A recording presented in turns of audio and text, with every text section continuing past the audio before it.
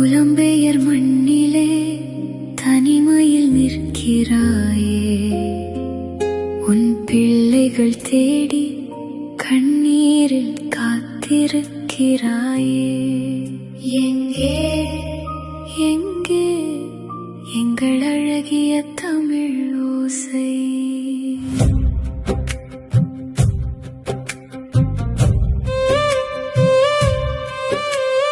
தமிழை காக்க வேண்டும் என்று உலகம் முழுதும் ஓடுகிறான்.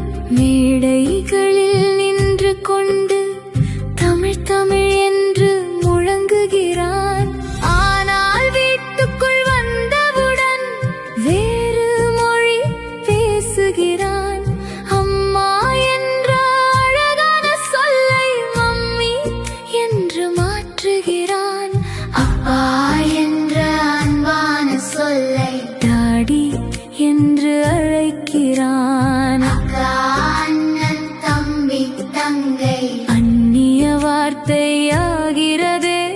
வெளியில் தமிழன், வீட்டுக்குள் அந்நியன். இது என்ன வாழ்க்கை? எங்கே எங்கள் தமிழ்? தமிழே தமிழே என் உயிரே தமிழே.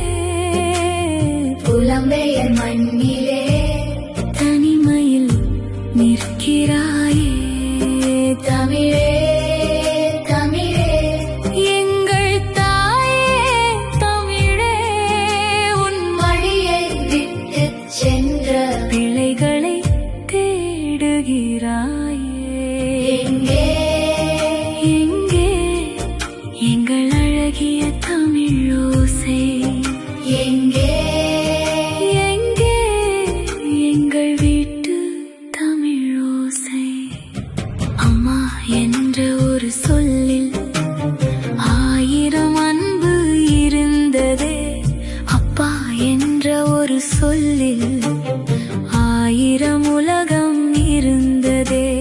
பாட்டி என்ற அழைப்பிலே பாசத்தின் வாசம் இருந்ததே. தாத்தா என்ற வார்த்தையிலே தலைமுறையின் நேசம் இருந்ததே. இன்று அந்த வார்த்தைகள் அந்நிய மொழியில் தொலைகிறதே. நம் வீட்டின் வாசலிலே தமிழ் மட்டும் காத்திருக்கிறதே.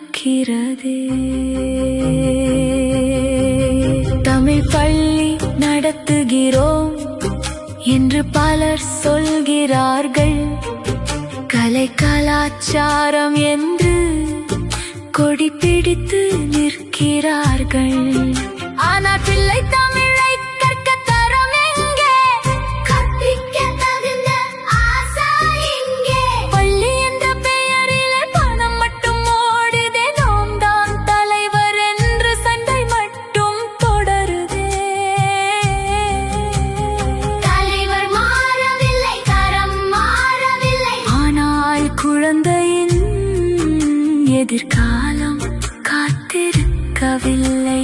தரமில்லாத பள்ளிகள் தமிழை காப்பாற்றாது. தமிழை தள்ளிவிடும், தமிழை தள்ளிவிடும். ஒரு குழந்தை கேட்கிறது, ஆசிரியரே, ஆனா என்றால் என்ன? ஆசிரியர் அமைதியாகிறார். குழந்தை மீண்டும் கேட்கிறது, தமிழை சொல்லிக் கொடுக்க வந்தவருக்கே தமிழ் தெரியாதா? அந்த கேள்வி ஒரு குழந்தையின் கேள்வி மட்டுமல்ல, ஒரு தலைமுறையின் கேள்வி. கலை கற்க ஆசை உண்டு, ஆசான் கிடைப்பதில்லை.